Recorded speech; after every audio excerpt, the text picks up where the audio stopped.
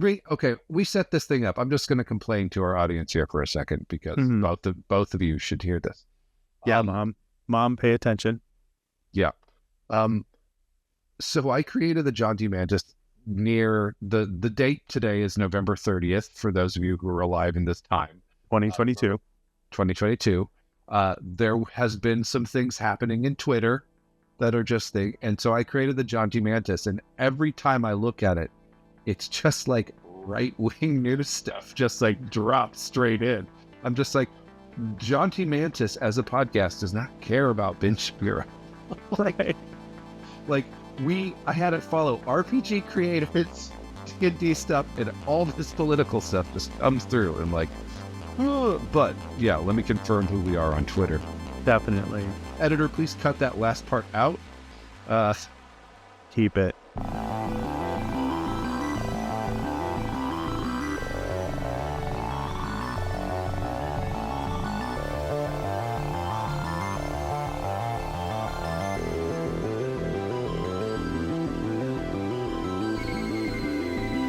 All right, welcome to the Jaunty Mantis podcast. This is a podcast about creative questions for curious gamers. And Matthew Herzberg. Are we using our real names? Shit. Yeah, I think we are. I have nothing to hide. I'm Jesse Sauer. Okay, Jesse is my best friend and hetero life mate. We have been gaming for, almost our entire lives at this point. And yes, that's exactly what you wanted, is another gaming podcast with two 40-something straight white men. But here we are nonetheless. And I've got a beard long enough to cover the fact that it's a neck beard. So very well done. So our podcast was generated from the fact that Jesse and I have many great discussions, and we thought, why not share them? Why not have some fun discussing them and put them out there? And today's discussion kind of comes from our first attempt at a podcast, our first episode, in which we talked at length about our history, what we look for in games, and the creative aspects of our individual gaming styles. And we thought for this episode, we'd do something more of like a design episode, something geared towards, we noticed something in a book. We decided to talk about it and expand from there. So that's the gist of it, right, Jesse? So episode 2, Jaunty Mantis in space is that we make. And also striking while the iron is hot, because our first conversation was right on the heels of Spelljammer's launch, which was, I think, about 3 months ago now. And so by the time this actually hits air, it will be D&D 1 will probably be fully released, and this will have no relevancy at all. Yeah, by the time this gets released, you'll be searching in the archives for what Spelljammer was in the great apocalyptic future that happens in 2,000 years from now. Yes. Or maybe tomorrow. I don't know. All right, so today's episode is about wild spaces, creating spaces, correct, Jesse? And what was the inspiration behind this episode? I think it was twofold. It's just that, one, we felt that the spaces, the two presented in the book, didn't really have a lot of depth. There were a couple key elements that were missing. One of them primarily being like, why would players want to go here? What hooks are there for a DM to set a game in this space?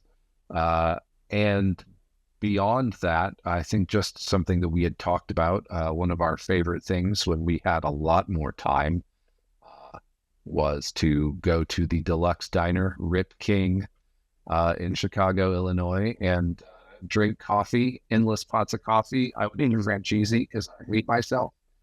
And we would just like riff like we're doing now and come up with worlds. And so we have some that we sort of created, never did anything with, and thought those might be the core of a great space.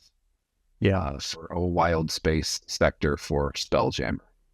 Yeah, I don't have my thumb on the pulse of anything, let alone the gaming community, let alone the D&D gaming community. But the few points of exposure that I have had is that a lot of people have been upset with Spelljammer and their lack of inclusion of certain content. And I think that spaces is one of the big things that I personally would have needed in a book is like, give me everything I need to create some weird, fucked up, awesome, sci-fi fantasy stuff in space. Give me guidelines for planets, give me guidelines for phenomenon, give me guidelines for all kinds of stuff I can throw at the party so that I don't have to come up with all of it myself or start looking for it online. And this reminds me of, and this is going way back here. This reminds me of the D20 version of 3.0. They made a version of it under the D20 license, the OGL. It was the Farscape role-playing game. Farscape was one of my favorite TV shows, and my friend here organized, a gifting of the official book. I was overjoyed. The funny thing about the Farscape D20 is that it contains so much extra, like, I guess you would call it lore or information about the universe that was not canon whatsoever, which was A, hysterical, and B, very helpful, because if I wanted to, make a planet or plan something to happen in space, I would just look in this book. And was it the best resource ever, the definitive resource for, space phenomena? No, but it was a great starting point. And so that's really what I was looking for in a Spelljammer book. And I think that the spaces that they did provide, they're pretty good, but it's so limited. Yep, I think, yeah, that game was at least as accurate as Peace Keith's War. And, so one of the things I thought about with this is just like, so what gives a good hook for a DM to present a situation in an area for players? And I thought about this in retrospective. If you're familiar with gamers of a certain age, will remember the description of an area.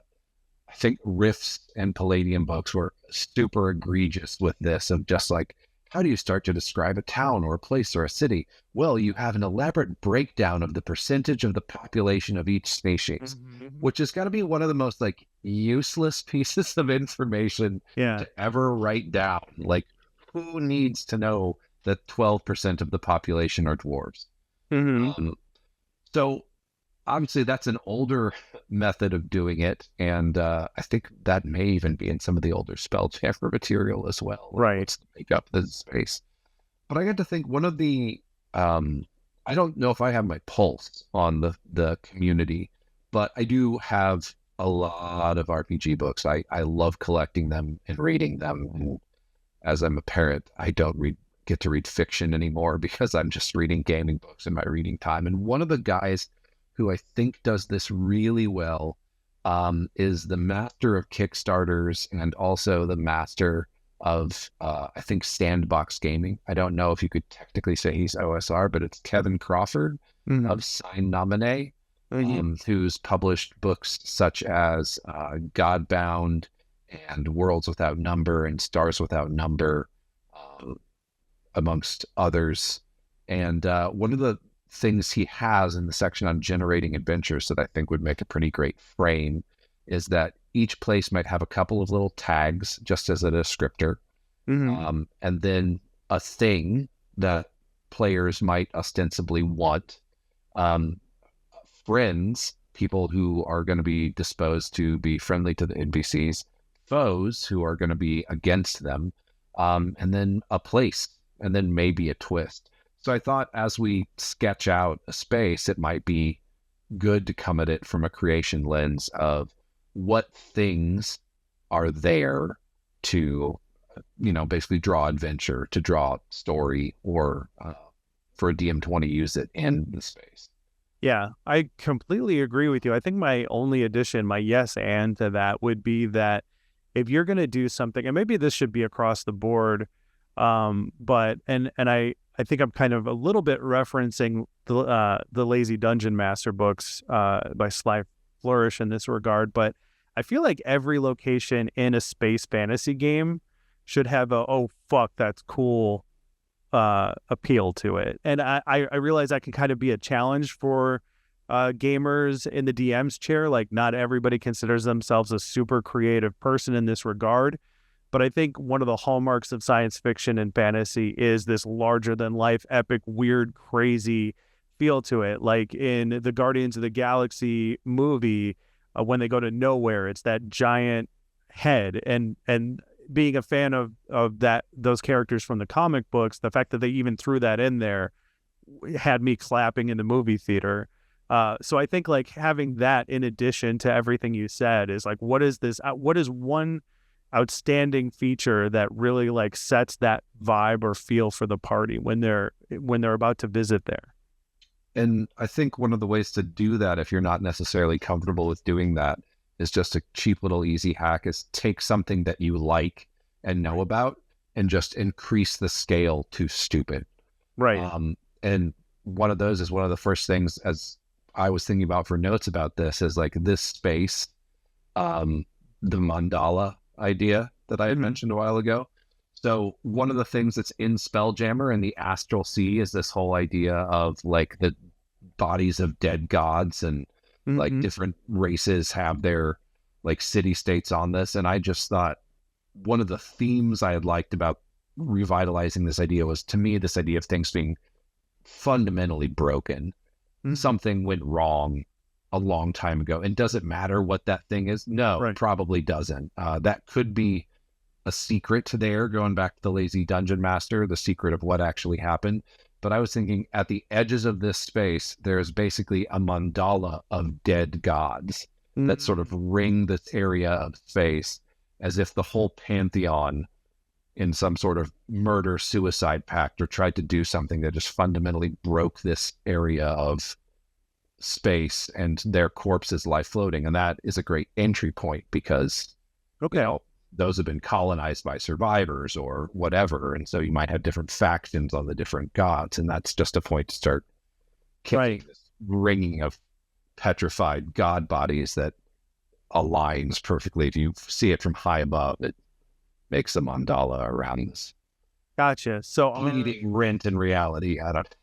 our first step in this process. So step one is, I guess, come up with, this visual or thematic aspect to build around this, oh, wow, kind of tag or feature. So we're starting with the corpses of, dead gods out in space. That's what we're going with. So that's step one, is we want to come up with that cool vibe factor, that great image. And that's our image we're starting with. That's step one. That there's that's in play. The area has been colonized. That's the concept we're working with. What's next after that then? Is it the reason for the party to go there, or is there another part of it? Yeah, I think, like, I don't know if you agree with me on the theme, but I love this theme of broken, because it lets you get super weird. And so as far as like a reason for the party to go there or a unique feature, one of the ideas that I had, and this kind of goes back, we're sort of cribbing off a thing we talked about a while. Should we just talk about the old concept real quick? Yeah. We had this idea of a world that had been like built as a test world by the gods for them to try different things out. And the entire world was basically like a giant tower of columns where there was a different biome in each one. And there were stairs inside the columns that let you travel. But don't dig a hole because you'll punch through, and then all the water on your level will drain out. And some of the staircases were broken. And the gods had abandoned this, laboratory of creation, if you will. And I would like to point this out. We came up with this before they did it in World of Warcraft. Before we knew what the Titans were in World of Warcraft, we came up with this idea. It's probably not original, very zeitgeisty.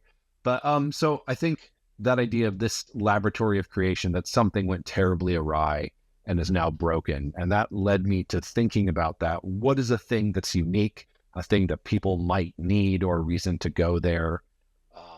One of the things in the DMG, talking about the other planes, is that there is no permanent portal. Like there are no portals to the far realm where madness and change and the elder gods sort of live. And I thought, what if these gods who are now this mandala of corpses just fucked up so badly that at the center of the clear world of this, there is a permanent portal to the far realm that just keeps mutating change and madness into the broken, fortune cookie shell of this world. Okay, so the idea is that the reason for the party to explore or come to this place is this storyline of, godlike misfortune in this experimental world that has a portal to the far realm in it. So that's our part number 2. That's our reason for the party to go there. Yep. So we can seed this fantastic phenomenon, this place, with that aspect. That's your throughput. You can design an entire campaign around that, right? Like I figure that goes beyond location. The massive scale of this is like the reason for the party to go there is that there's this storyline or this thematic throughput, and you get it right from that opening visual, right? If you're in your Spelljammer and you're entering the system and there's all these, bodies out in space, but they can see it from a distance, but then as they get in closer and closer, it's revealing this story as you get into that main part of the system, right? Yep. Okay. So then what is step 3 then, after we've come up with our reason for the party to go there? Well, I mean, that's why would PCs need something from the far realm or something far realm related, or they need to, this is the place to go. So then we would probably need to think about friends and foes. Mm-hmm. One of the things I think that this is a great tie-in for Spelljammer, at least the older versions, is the whole idea of, if you're playing an officially licensed D&D, you've got the mind flayers, right? Who are the spawn of the far realm, and they're probably all over the jagged asteroid rocks of this. And, that's a thing. You could even make them friends. They've got plenty to eat. I don't know. Mm-hmm. So friend or foe, but that's just a group or an organization that's out there. One of the things we had also had is and this kind of gets into 3.5 cosmology a little bit, but we had talked about the idea that there was a gravity field inside to the sides of the column or to the sides of this, experimental world tower. And so anybody that fell off the side fell through and then fell back up and fell through, which is hilarious because that ties into the way gravity works on a Spelljammer. Mm-hmm. But being unable to move, they would then get stuck out there and eventually expire. So since the ecosystem was so wrecked, the only really building material was bone from just this planar, think of the rings of Saturn of just bone that, rings the sort of central sphere of this world. And we had also had the idea of a group of necromancers and bone ships who basically just ply this harvesting bone. And those I think would be a really good friend. Mm-hmm. Mm-hmm. Yeah. And then as far as enemies, you could make it that, since we're talking about these bodies of these deceased gods and they can be inhabited by much smaller creatures, you could make a cult that worships some aspect of the pantheon that all of these gods belong to, and that their death meant a very specific thing, and you could make different factions of them that live on each one of these different dead gods, or maybe a few of them. That's where their home base is out of, and this is a sacred space for them because they have some sort of plan in order. Maybe it's to bring one or two of them back, or maybe it's they figure that that they need to complete the gods' work in this environment, right, on that planet, and they're just all they need to do is find what is essentially that button to finish the process, right? And what that means is different according to each sect of this cult, and they fight amongst each other. They have loose alliances with each other, and so they're constantly monitoring this world, patrolling its orbit, interfering with things that are trying to happen on the surface. So you have these allies who are trying to harvest the necromantic aspects of this world, the bones, the death aspect, and they need protection, they need resources, they need all the sort of things that go into a D&D game, essentially, in between the fights, right? Yeah. Yeah. And then you've got whatever population you want to put on the shell of the world itself. Um, they're obviously probably going to be twisted in ways because they're next to a stable opening to the far realm. Yeah, so basically we have a couple factions at play. We have a thing that they want. We have a thing in the center of the world that the PCs might need to find to go, or have a reason to go there. And to me, like, I feel like what we've done in the discussion is we've built around partially ideas we thought were cool, which I think you should always do as a DM. But also we built it around hooks. Like, what are the things you can start to spin out and generate a story with? And I mean, Right. if we wrote this up textually, it would probably take about as much textual space as one of the spaces in the Spelljammer book. But I think would have a lot more points of interest. Right. For people to run campaigns in it. Yeah. Like I have a feeling that a lot of people are looking for, a lot of super detailed information about things that you're never going to use.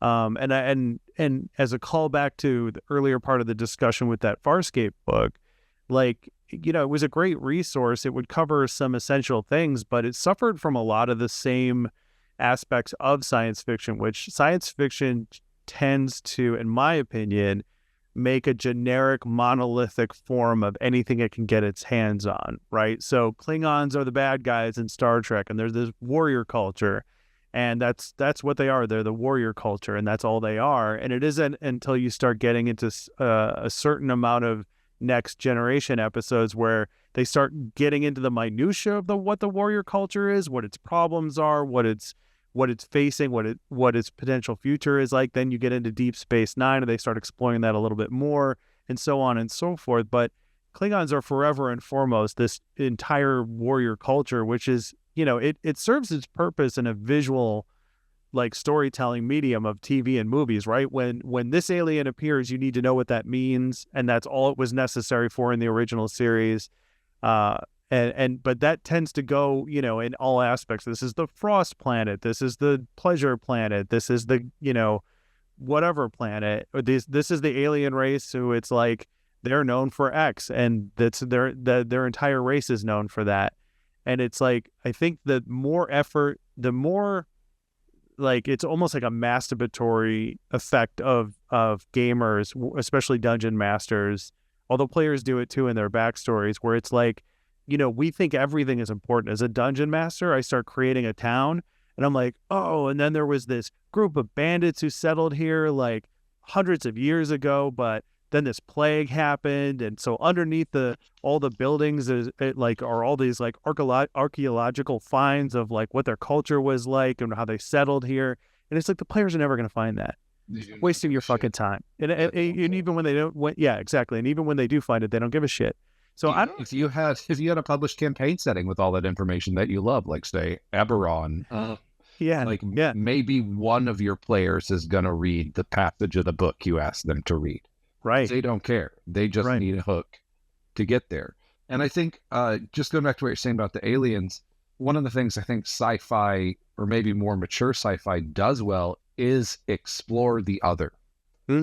Explore those cultures and move beyond the sort of pulp tropes. Not that I, don't enjoy stories like that, but move beyond those to look at the other as people. But I don't think that's what a role-playing game does. I think it can do that, but I don't think D&D is intended to. And if you have a group of players that want to do that, more power to you. But I would suggest that chances are you very much do not. And they just want to go have adventures and see their PCs look cool. Right. And if you want to tell an amazingly detailed story full of your own invention and design, write a novel. Yeah. Just write a novel. Who cares if it's good or bad? Do it for your own edification. Don't release it to an audience. Just write it so you have it. Write like a source book that you never plan on releasing or using in your adventures. Like, that's a lesson I had to learn the hard way with, I think that's when I leveled up as a DM, was as a game master was the moment where I realized I was like, oh, holy shit, this isn't about me. This isn't about my story. I just need to set the table and put a few delicious looking items on the table and then watch what the players do and then react to what they do and start making the game around that. Like you can come up with the framework and have a plan in place, but you should be planting these things on the table in front of them for that, where you should be like, what do you think about this hamburger? It looks pretty good, huh? What do you think about this vegetarian lasagna, huh? Like, that's how you should be DMing, is like you made something, put it on the table, see how they react to it. Because my favorite moments in any game, we had this in one of our most recent games, was, you created I created this scene, the players come into the scene, they see something happening, and you guys as the players, your reaction to it was not what I had planned. And I loved your reaction to it so much more. I was like, in my brain, I'm like, fuck it, we're going with that. So like in the moment, we just went with that instead because I loved it that much more. Now, if I had spent hours designing that room and the rest of the dungeon the way that I used to when we were younger, it's like I would have been like, oh, well, that's not what happens there. And so I think I think when you get kind of try to tie it back to Spelljammer and science fiction, I think people are intimidated by the scale of science fiction. Like, you have to come up with this planet, and God, there's billions of people on this planet, and it has this long history, and better have stats for each and every one of those people. Exactly. And it's like, I'm much more of I think this is the same problem as box text. It's like, I hate box text. What I would prefer in a pre-written adventure is if you just gave me tags and then listed them, color-coded them, or listed them in a priority order as to which ones are most important, and then let me just look at them and then describe the room around it. And so I think that's what people should do. So I don't have a problem with the way that they present creating wild spaces or their examples in the Spelljammer book. I just wish they had more of them. Yeah, and even the two, like, I mean, I like them. I thought Doom Space was cool as an idea, but there weren't a ton of hooks. Right. It was just a description of, like, this thing happened in the past, and now these people are here, and these people are here, and these people are here. Like, there's the one moon or whatever that's just covered in mountain, and there's brogs there, and I'm just like, okay, well, then I wouldn't want to go there, right? Because those are like four-armed giants that were originally in Darkstone, and like probably why would you go there with brogs? But like, I mean, the way you could twist that is like, there are brogs there to, protect the most productive diamond mine in this region of the Astral Sea. Like, just a detail like that, like, or they dwell among the facility of an ancient wizard, like, I mean, just something that's like, hey, these things are here, and here's the thing that gives you a hook to build something, a reason to go there. Right. Yeah, what you're saying about leveling up as a DM, I think, sort of the same thing. I think box text is the reason. Box text, when you start getting into the game and you start reading box text, you're like, I have to write box text. Right. Because that's what this official product I got does. And so I'm going to emulate that, which is really probably terrible advice for a starting GM. I mean, yeah, it's not like you can do a full improv class if you've never run it. And, again, if people like to rely on box text, cool. I do in some of the campaigns I run out of books, but that's not the only thing I rely on. But yeah, I mean, it's just you level up as a DM and you realize all I need is the core elements, and then to present the one that's interesting to me, to just be curious about what the players are going to do with that. Right. To not have an idea the players need to do this, but to be like, I wonder what's going to happen. And that's very much Dungeon World, play to find out, story gaming principle. Right. As I was talking, one of my friends, Chris, you met Chris last time you were down here. He said when he does prep, the thing that you have to remember as a DM is that you're a player too, and all you got to do is just be like, what's most interesting to me about what could happen next, right? And then put that down so you're having your fun too, but don't expect the players to do whatever. Just be curious about what's going to happen when you throw this at them. Yeah, that's a great piece of advice. That's very smart. Yeah. And I think you can apply that into this situation as well, right? I mean, it's like, you don't have to come up with a super elaborate like If space thing that happens on your character's ship. You know, I'm going back to science fiction television. It's like, you know, space is this vast open thing that you could get lost in at the drop of a hat. Like if you get separated from your ship, right? You're gone forever, right? And yet they seem to get hit by a lot of weird phenomenon that's just randomly traveling through the universe, right? And that, I think that's a commonly key overlooked feature of great space games is like you don't even have to design a place for them to go to. Like what we just described really in the first part of this conversation, like you could build a whole thing around that, but you could also go very small scale and say, you know, for the next 3 adventures, I'm going to have them get caught up in this weird ribbon of energy that's going through space, and you know when it touches them it does X, right? That's a common theme in science fiction, is there's this weird special effect that the people behind the scenes made, and it's coming through space, it hits the ship, something happens, somebody's in an alternate reality, or they're their own brother, or they're gone back in history, or they're whatever the case may be. And like, I think that's a commonly overlooked, like we don't have to make an over-processed adventure full of like, immaculate detail. We can just say, I wonder what would happen if, the players found a derelict space vessel, and on this vessel, this is what happens, right? So our larger than like, let's go through our process then. For a smaller scale space-oriented phenomenon, step 1 is derelict space vessel of alien design that's never seen before. Okay, got a place. Right, that's the thing, right? So then we have to come up with something really cool about it. We'll steal from science fiction. We'll say it looks like a giant obsidian egg, and we'll say that we need to bump it up a notch. So we'll say like part of it is destroyed or erupting or has erupted from a volcano or some kind of explosion inside of it, and it's surrounded by orbiting shards of super sharp obsidian, and there's a faint glowing source of energy inside of it that when approached burns really bright and then fades out, right? And that's your, oh shit, what is this? Let's investigate, right?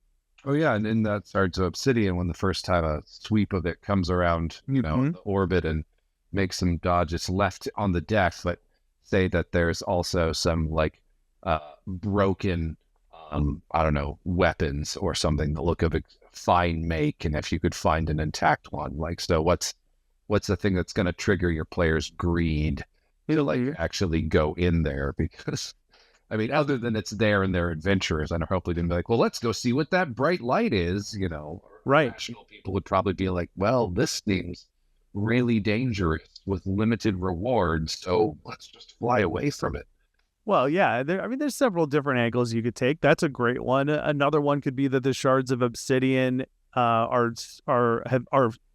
floating out from this vessel, like this explosion just happened, and so those shards of obsidian are cutting into the space jammer, just like steadily destroying it, and it's the vessel's being drawn into the egg because that's where its trajectory was taking it. So the players have no choice but to try to land the ship, make repairs, and get and investigate the situation, right? So there's a number of different angles you can take for the reason why they would do it. I mean, the third reason is I'm a fan of just, if the players aren't biting, just be like, look, guys, this is the adventure. Like, boring people don't exist in this world. Like, as player characters, like, you don't live a life where you're like, yeah, that looks weird, we're going to avoid it because we'd like to grow old and have grandchildren. It's like, you are characters that live in a world where you're like, what the fuck is that? Let's go investigate it and possibly make a horrible decision that gets us all killed.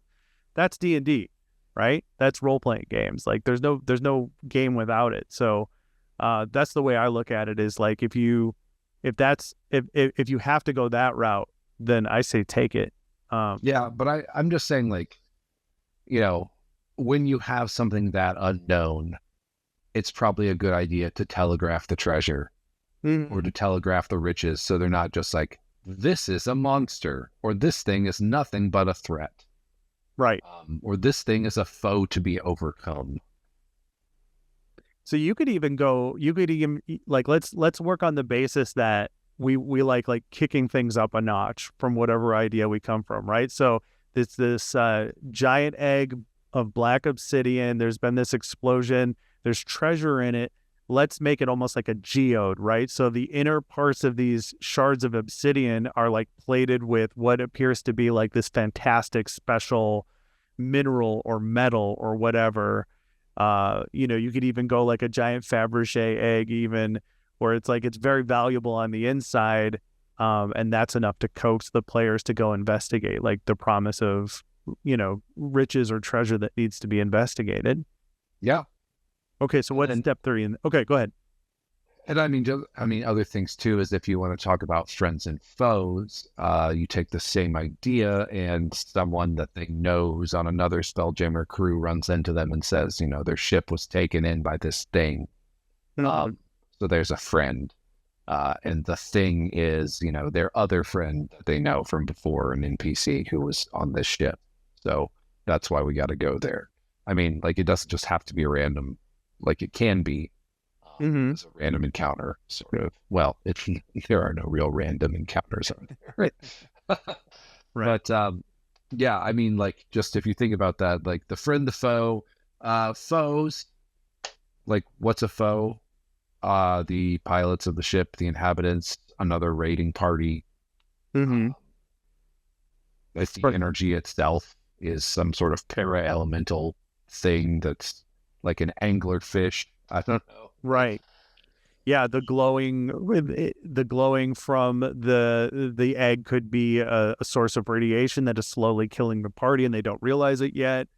There could be creatures that were stored inside of it. It could have been a giant floating prison that some ancient society or world, put all these things in here and just threw it out into space to get rid of them. Could be full of space clowns. Could be full of fucking space clowns, the most terrifying of all space-based monsters and enemies. Yeah, for sure. So there's many different routes you can go. But I also I think the question though is, like, if you're just kicking ideas, like you like to do, the question that you then ask yourself, I think, is the next step, is which one is most interesting to me? Mm-hmm. Okay, elaborate. Like, of all those ideas, that the one that I was like, ooh, neat, it's an ancient prison. Mm-hmm. Like, that's the one that's the most interesting idea to me. So, like, what then do we step back? Like, so that's the place. It's an ancient prison, probably full of ancient lore, or, like maybe some of these people had planned to be released before whatever disaster. So it's their wealth or treasures are in there waiting for release. I mean, and maybe there was a riot, and maybe the people escaped, and now they populated. The descendants of the escapees populate this thing. I mean, right. You just take the idea that's the most interesting, and then I think ask, what if? Yeah. With the lens of what's the thing that makes it an exciting place to adventure. Right. And there's so many different angles you could go on that, right? So if we're talking about the descendants of prisoners that were locked up in this thing, you could kind of, jumping off of one of your ideas there, you could say that, well, if there were prisoners, and let's say that this egg, it's on a probationary route, right? Like, they sent it into space, it goes off and eventually comes back to the planet, on the idea that when it comes back to the planet, your sentence has been fulfilled, right? Like, they put you in a prison and shoot you into space in a clear route, and when you come back to the planet, your sentence has been fulfilled. Like, that's how they do things. But this thing has been so far off of its course that these descendants, like the original prisoners, have lived and died and populated this egg. And there's these certain percentage of the descendants are from prisoners who came to the conclusion that what they did was really bad, or was bad enough that they came to terms with it. And they were like, you know what? We need to be here. We brought this on ourselves. And then, because things have gotten so spun out of control, you have a certain population of these alien prisoners that are enemies of the party. And then you have a portion of them that are sympathetic to the party, because they're like, look, through the generations, we have developed this culture to keep these people here, because we're never getting back to that planet. So our whole existence is around, like, keeping them in this prison. And now they've found a way to get out. And so, like, our whole life is fanatically devoted to like keeping the status quo on this egg. And those are your potential allies for the party then. Yeah. I love it. And then you could start to think about, then where I would expand that is like, the next step that's interesting to me is like, so what would a player from this place be like? Mm-hmm. Do you want to get into that whole conversation about class design since we're having a design conversation? Or do you want to save that for future? I think we should save class design for future, because I think the whole point of this episode is like, as what would we do with the concept of spaces in a Spelljammer book, right? And so our first example is that like epic scale whole campaign is based around. The second example is like an individual, like maybe a series of games, like something that they can run into. It doesn't define the campaign. It's a cool thing that it'll take up like weeks of playtime or whatever the case may be. And then I'd like to go with a third example, which is a commonly overlooked thing in science fiction games, which is like the weird twist, quirky effects, right? And again, I'm going to go back to Farscape, but in Farscape, they have a lot of like really weird things that just happen. They have an episode where everybody switches bodies, and there's a whole element around that story. But part of the fun of that episode is watching these actors portray these other characters as if they're being inhabited by them, right? And so I'd like to do that as our third example to kind of round out the episode, is like, let's take our design from that, campaign to event, multi-session event, to this is something that can happen in a session, right? So what's a weird, fun thing that you can just throw into the mix that's very sci-fi, just to kind of like put that layer of like frosting on the game that you're looking for, right? So you have your normal adventure. Let's say it's just a standard space adventure, right? Like, let's say it's a heist, right? It's a space heist. But the twist is X, right? So this is our third example. We're dialing it even further in the example, right? So our example is like, then this happens, right? The heist goes wrong, or there's an item that gets stolen, like, and we could say like our cool factor, step one, is something like there's an item in that vault that screws time, right? So as they're trying to get in and steal what they've been hired to steal, this accidentally gets triggered. So the whole session is a series of like weird moments in time that are plotted on their escape route, right? So if they're trying to get out, like they're trying to get to their ship and then get on their ship and then fly off the planet, their entire path is riddled with these pockets of time, right? So that's our like, oh shit, that's cool kind of thing, right? So what does that look like, right? Like there could be pockets of time that are slowed down for certain people, so they move slower. There could be pockets of time where they get aged. There could be pockets of time that send them back in time. You could have somebody run into a spot on the platform and it puts them like 4 minutes back before they got there. So they're like watching as they're watching as their other self is running towards that part of the platform, and then they can look over and see what everybody else is doing, right? So that like let's like use that as kind of our third example, is like, what is our cool, step one is like that's our cool factor or our vibe or our wow factor, and then go from there. What do you think?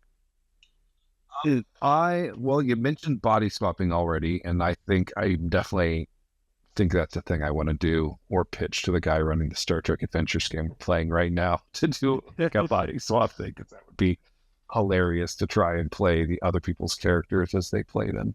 Mm-hmm. But I think the time thing is interesting, but then the question I have is like, how do you handle that mechanically so it's not just like a nightmare? Right. With and my first thought is just like, oh, I don't know, just cobble it together in 5e with some combination of advantage, disadvantage, and exhaustion. Right. But to me, like, I think it would be great if they're like a polymorph effect. Like, take that time idea, right? Like they escape into a flooded room and they're polymorphed into fish. I love it. Like, or some intelligent species or more intelligent species of fish. Because recently in a D&D game, you were there for this. I was like, oh yeah, I can cast polymorph on myself as a druid. And I think it'd be pretty fun to be a T-Rex. And so, I read the spell description and was just like, you keep your personality in alignment, but you have the intelligence or whatever of the thing. So I was like, well, now I get to play my character with an intelligence of 3 or 6 or whatever the T-Rex was. So it's like, I'm big, I'm still me, but I'm not as bright as I used to be. And I'm not going to do a lot of strategic thinking. And I think it'd be fun to pose challenges to those. So with the time thing, the first room is water and they're fish, and then they're kind of like a lizard thing, and then they're a monkey thing, and they're like evolving as they go through the rooms of this dungeon. Oh, I love it. But they're polymorphed in each one, and you can just have the stats for that animal and be like, here you go. And then maybe vary your descriptions based on like what the intelligence would be. Like, so a lot of details like describes. That's where you could get weird, I think, as a DM, is like describing what does the slot machine room in a casino look like to a monkey. I mean, like there are all these curved, shiny things that spin loudly. Like just there's the exit, but you got to get through, and then maybe you could have a fight as monkeys against the security guards who are also monkeys at this point. Like, what's just some weird polymorph effect. Right. Or for extra fun, one PC makes a saving throw. Makes the saving throw. And so they're like their normal selves surrounded by monkeys. That brings up, I don't want to go too much on a tangent here, but it might be applicable to this conversation. I never understood why 5e or role-playing games don't have limited or stock amounts of saves. Like a spell gets cast. Okay. It gets cast on a group, and the conditions of the spell save, only 2 people can have the opportunity to save for that. And I never understood why that wasn't written into spells. Like, is it because it's perceived as not being fair, or like could higher level spells be made more like you take like a charm person, right? And you say, okay, well, charm person, when it advances in level, becomes charm group of people, right? Or whatever the case may be. And then you say, well, to make it more powerful, only a limited number of people can save from this, Well, I think as you level up and the save DC against your spell goes up, a limited number of people can save against it. Gotcha. I mean, like Sly Flourish says, like for in his horde rules, and I've been paying attention to this, it kind of tracks that typically no matter the spell DC, there's some off chances where you're like doing a con save against a monster with a con of 20 or something. But typically a quarter of the monsters are going to make the saving throw. And it's sort of the same with the PCs. About a quarter of them are going to make it. And the rest aren't. And there's some variation, I think, to make it fair, but I feel like that idea is already baked in. Gotcha. If player agency, I could see players, especially players who are used to the way things are, which is, all of our group would revolt against that. New players say maybe you could pull it over. You just don't tell them. Yeah. I mean, just lie. Yeah. Can you make a con save? And they say something, and you say, oh, okay, you didn't make it. Well, you said, look, it's a different version of a fireball. Only 3 people can make their save. Only 3 people have the opportunity to make a save. The rest of you are going to get burned to the worst degree of this fireball. That's just the way it works. Like, I'd be a fan of that obscene amount of bullshit. Leave your comments, right? Isn't that? Leave your comments about how stupid and fucked up that is. But so step 2, tangent over. Step 2 then of our space phenomenon as a part of an adventure. Step 2 is like, how do you, like, this changes a little bit, because in the past 2 examples, it's like, what is the reason for players to go to this space?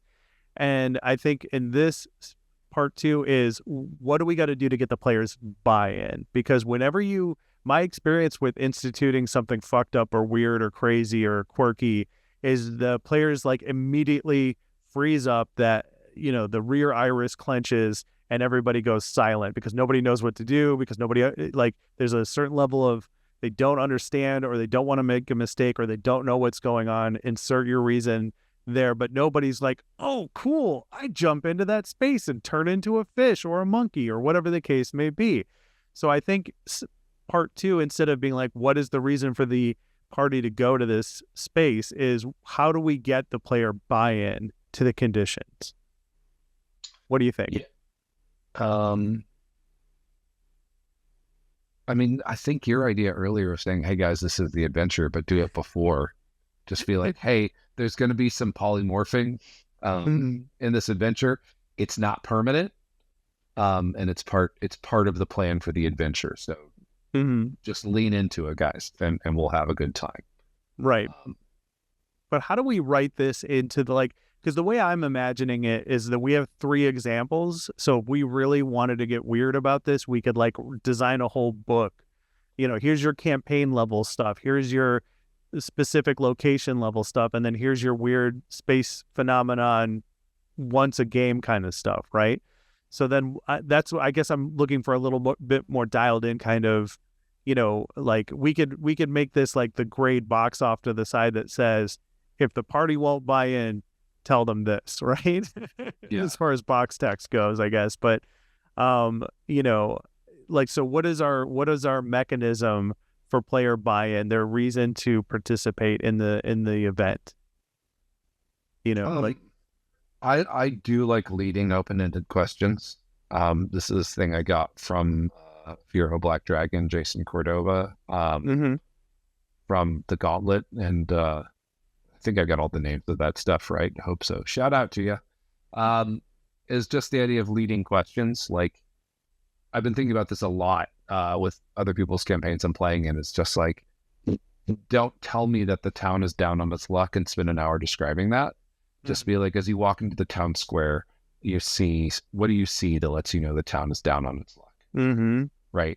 So giving them that agency to also be co-authors. I know that's more of a story gamey thing than people are probably used to or think about in a regular concept of 5e. I know a lot of people do. Please, I'm not saying this is like some genius idea I had. But you know, well, okay. Leave your comments below.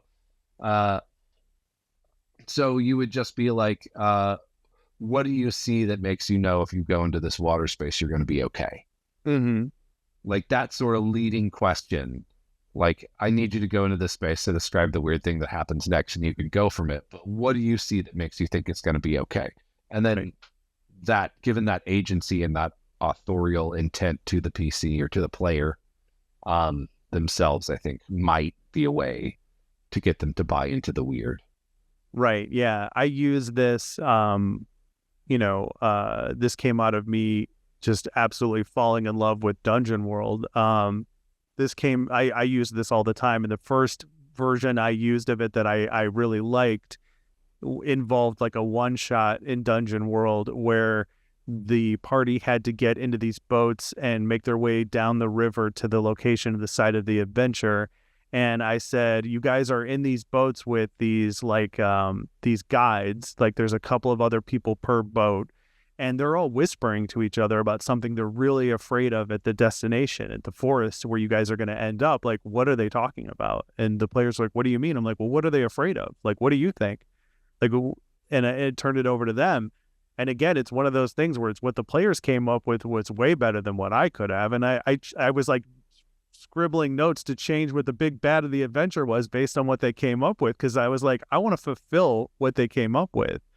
So like, I think there's a great potential for story game to be in 5e or anything you're running, like to get that participation. You'll get a more engaged player base, a more engaged audience, a better story if you ride that line between I'm lazy and didn't do any work, you come up with it, you know, because there is that element, right? Like, I have been in games like that where people have run games and I've been like, well, this is your adventure. I'm the player. Tell me what's going on. Like, I run my own games. I don't have time for this shit.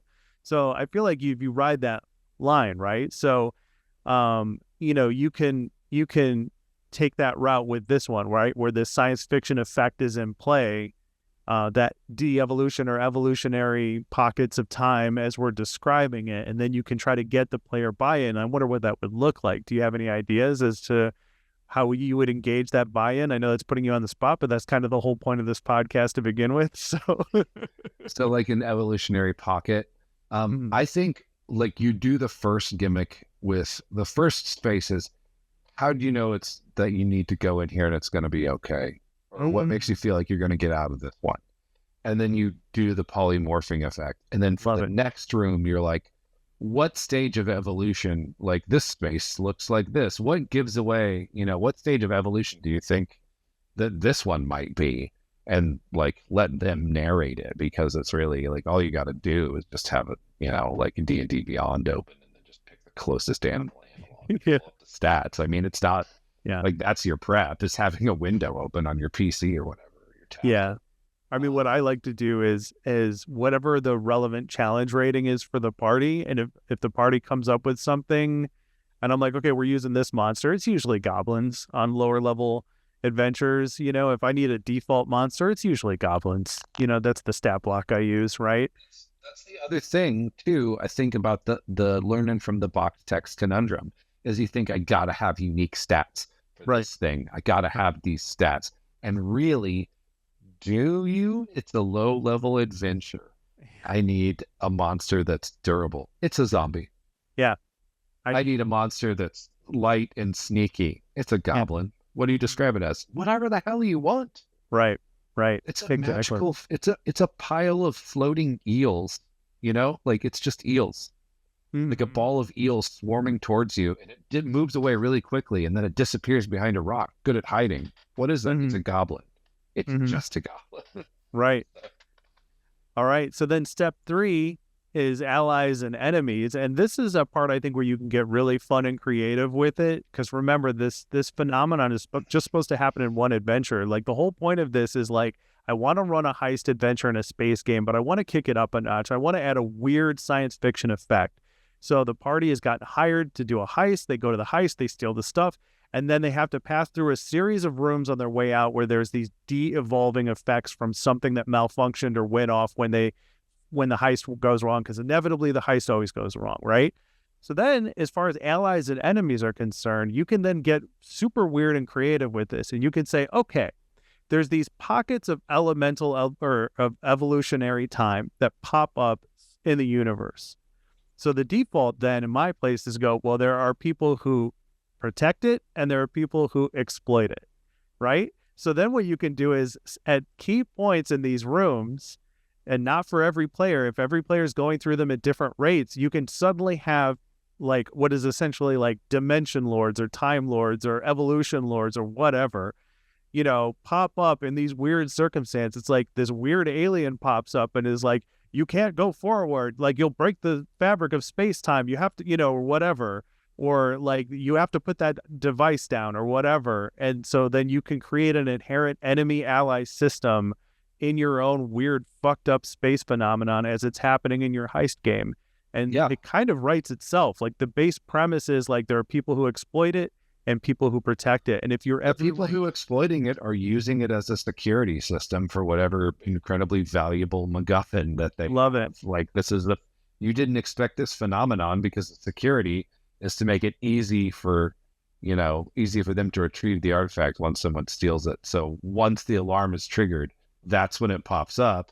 These are the exploiters, and you're going to find maybe a resistance inside the elemental time of the protectors who've been looking for the guys to take these bastards down. Yeah. As a bunch of monkeys. Well, that's the thing is like they could be slightly altered in the pockets of time too, and they could have devices on themselves that make it so that their layer of alteration is minimal. Right. Yeah. So as they're jumping from different pockets, like only their appendages are changing or certain aspects of them. And then you can get real fun where the players, once they take a shot at the enemies of that, they can like get these devices and put them on and then like, screw up trying to figure them out while they're moving through the, these evolutionary pockets. And it's like, it's like you've got fun baked right into it. I just love the idea of the party trying to navigate through a hedge maze to all the Metrodons. That's Yeah, for sure, for sure. I feel like, you know, when it comes to making a game, you really only need to keep with these like base elements, right? Don't and don't overthink it. Keep it simple. And I think a great way to do allies and enemies, or to up the complexity or interesting level of something, is to just be like, okay, like don't overthink this. There's whatever is the point of my game. There's somebody who's trying to exploit it. There's somebody who's trying to protect it, and you're good. Just go with that. And I think you can use that as a starting block for anything in D&D. Like, it's a base theme that you can use it. Like, if you've got 10 minutes to make a game, you're like, okay, they got to go here. They got to do X. It's a heist. This happens. Great. So now I need to come up with enemies. Okay, so there's somebody protecting it. There's somebody exploiting it. Boom, we're done. Right? Like, that's all the need to know you need to know. Right? And I think, yeah, just going back to, I wanted to mention this earlier, but just to kind of, as we're sort of wrapping this conversation up, one of the things about, like, we are both, for the audience, and shout out to Sly Flourish. I wish I could remember his real name. Mike Shea? Mike Shea, yes. Shout out to Mike Shea on this one. The 10 Secrets from Huge 10 fan. Secrets. If you have not read, if you run games and you have not read Zero Prep or Lazy DM by Sly Flourish, aka Mike Shea, go do yourself a favor and go read that. Get that book. Pay money for it. Support him. Yeah. Yeah. It will elevate your game. But those 10 secrets, you know what they tend to fall into, in my experience as I'm writing them? They tend to fall into a place, a friend, a foe, a thing. So Kevin Crawford's one is just a more, I think, focused way to do it, maybe in 5, but I think one of the benefits from Shea's system is that you have extra stuff that you can recycle later. So, yeah, I mean, just who opposes them, who can help them, what is the thing that they want, and what is the place where it happens. That's right. You can design an entire, like, wild space system based on that premise. You can design a strange cosmic encounter based on that system. You can, I mean, it sort of scales pretty effortlessly. Right.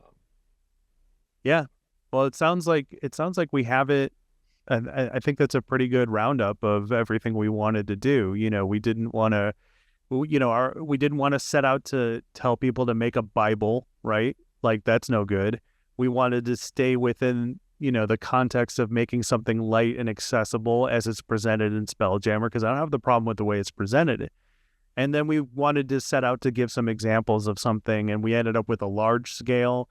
We ended up with a medium scale thing, right? Like a campaign level, an event level, and then something you could just throw into a game just to make it interesting, because that's what sci-fi is. And our rules were, or at least our best practices, I guess, was step 1, come up with the wow factor.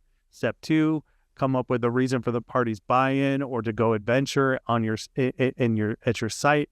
And then step 3 was come up with enemies and allies to inhabit that system. And I think as long as you stick with that as your core, I think you're in good shape. Is there anything else you would add to that?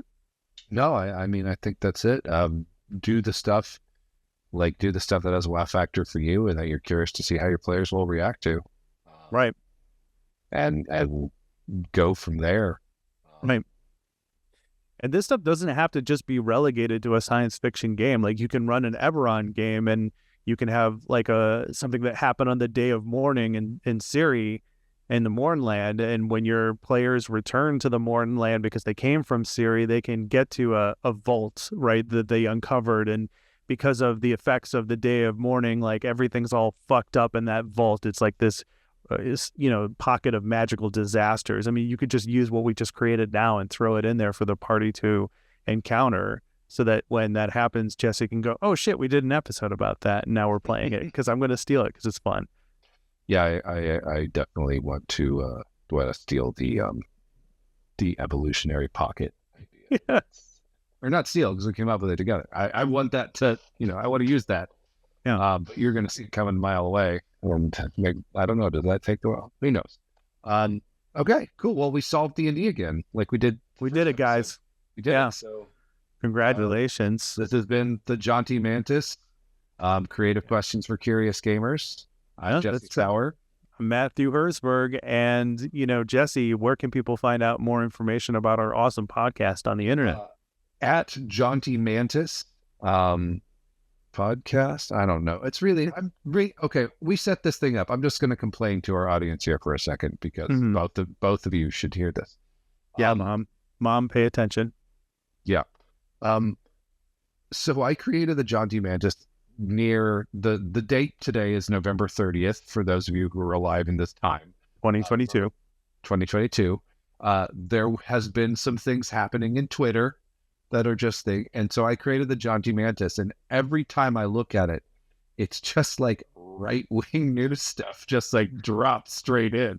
I'm just like, Jaunty Mantis as a podcast does not care about Binge Bureau.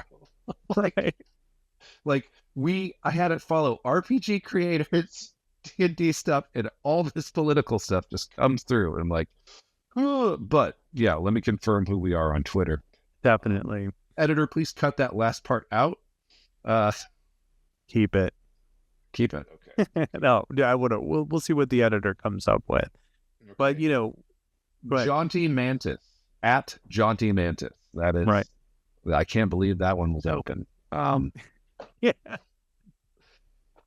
And I apologies for these early days episodes. As we're just trying to get our shit figured out. I think there's a lot of good stuff in here, though, and I hope it helped people because, after being into games for a while, I love the fact that there are YouTube channels and podcasts and, stuff on the internet that people can go and read. I wish I had this when I was a kid, right? Like I would hate to be a kid right now because shit's fucked up and it looks really hard to be a kid right now. So, but I wish I had these resources when I was a kid getting into gaming. 'Cause God, this would have been a fucking treasure trove.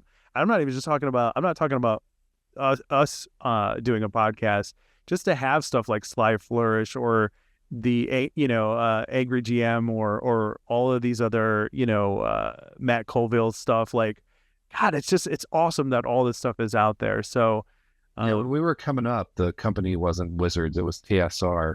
Mm-hmm. And the joke was that it was they stew regularly. If you had a fan site, you would get a cease and desist. So when we talk about being no resources, the company that made the game would actively come after you if you tried to create resources on the internet. So, yeah. True story. It's a golden age, y'all. So, Jesse, where can people find more information about you on the internet? I am at JingoIsFet on Twitter. And for Jesse Sauer and myself, thank you for listening to the episode 2 of the Jaunty Mantis podcast. We had a sign-off last time. What was it? Play some fucking games. Just get out there and fucking play some games. Play fucking games. Fucking play games.